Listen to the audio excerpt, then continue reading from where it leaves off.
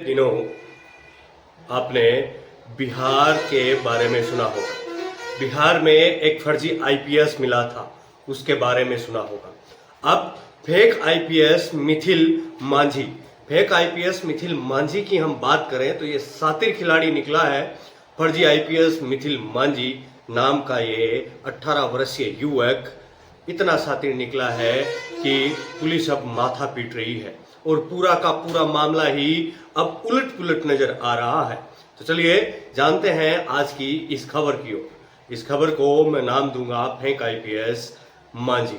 एक मांझी थे दशरथ मांझी, जो अपने प्यार को परवान चढ़ाने के लिए उन्होंने कई किलोमीटर की सड़क पहाड़ तोड़ करके सड़क निकाल दी और एक निकला ये फेक आईपीएस मांझी। चलिए इस खबर की ओर एक नजर डालते हैं। पहले तो पूरा मामला जानते हैं, उसके बाद इस खबर का विश्लेषण करते हैं।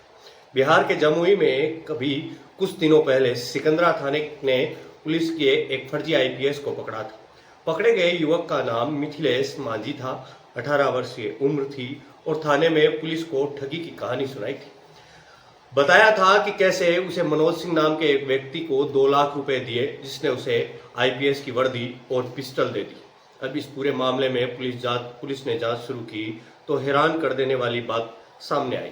सच्चाई सामने आने के बाद पुलिस अब माथा पीट रही है। पुलिस ने 20 सितंबर को मिथिलेश मांझी को पकड़ा था। वह खेरा थाना क्षेत्र से हलसी जा रहा था। पकड़े जाने के बाद मिथिलेश ने पुलिस को बताया था कि मनोज सिंह नाम के एक व्यक्ति को उसने 2 लाख रुपए दिए थे। मनोज सिंह ने ही वर्दी दी थी, पिस्टल भी दी थी, हालांकि वह नकली थी। अब उसकी यह सारी कहानी झूठी निकली।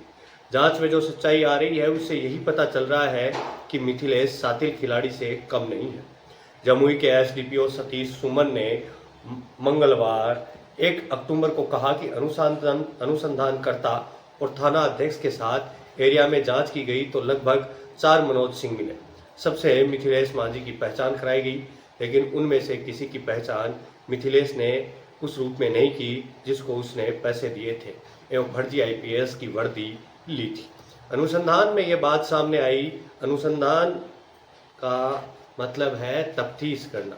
पुलिस जब किसी भी मामले की तफ्तीश करती है तो वो एक विशिष्ट पुलिस अधिकारी को नियुक्त करती है और उसे अनुसंधानकर्ता कहा जाता है। अब अनुसंधान तफ्तीश में बात सामने आई कि जिस मिथिलेश की ओर से कथित तौर पर पैसे देने की बात कही जा रही है, उसी दिन उसका लोकेशन खेरा न होकर लखीसराय मिला है। इस मामले में एक अन्य बात भी मिथिलेश ने बताई थी कि उसने अपने मामा से 2 लाख रुपए लिए थे, लेकिन पुलिस की पूछताछ में उसके मामा ने एक मुश्त 2 लाख रुपए के भुगतान से इनकार किया है। अब पुलिस की जांच के बाद मिथिलेश ने जो कहानी सुनाई थी उससे कुछ भी मैच नहीं हो रहा है। बता दें कि मिथिलेश मूल रूप से लखीसराय के हलसी थाना क्षेत्र का रहने वाला है। पकड़े जाने के बाद फर्जी आईपीएस मिथिलेश की चर्चा देश भर में हो रही थी। अब मामला पलटता दिख रहा है। पुलिस मान रही है कि उसने खुद ही कहानी बनाई है। अब पुलिस मिथिलेश पर कार्यवाही कर सकती है। अब ये तो देखना होगा कि पुलिस मिथिलेश पर क्या कार्यवाही करती है और क्या नहीं।